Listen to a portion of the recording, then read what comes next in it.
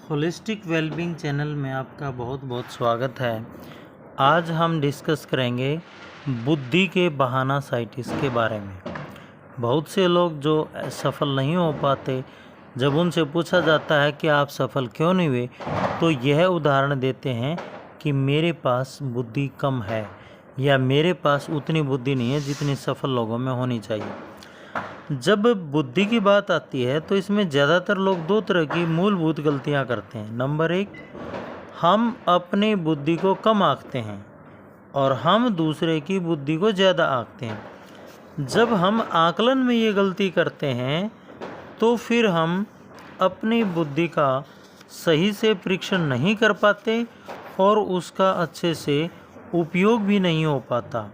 जब बुद्धि का उपयोग ही नहीं होगा तो फिर हम सफल नहीं हो पाएंगे, और यदि हम सफल नहीं हो पाएंगे तो फिर हमारा जो जीवन है, बाकी का जो जीवन है, वो केवल बहाने व्यक्त करने में ही बीतेगा।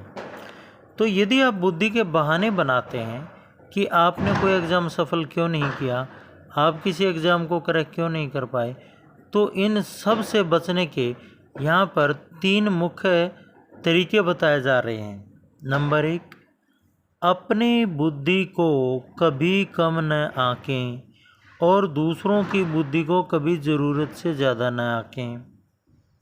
अपनी सेवाओं को सस्ते में न बेचें।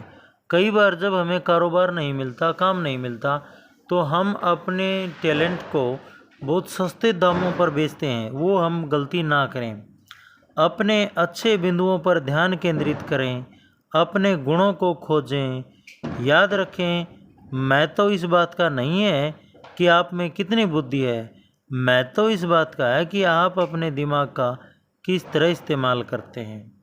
तो इस बात पर सिर न गूनें कि आपका आईक्यू कम है, बल्कि अपनी मानसिकता को सकारात्मक तरीके से प्रयोग करें।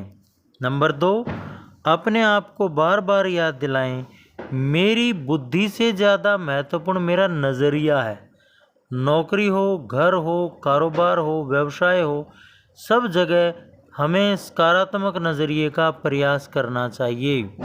काम टालने के तरीके खोजने के बजाय काम करने के तरीके खोजें। अपने आप में मैं जीत रहा हूँ का माइंडसेट विकसित करें। हम अपने आप को हर जगह एक पॉजिटिव माइंडसेट के साथ आगे बढ़ाएं। अपनी बुद्धि का क्रिएटिव और पॉजिटिव वे में यूज़ करें।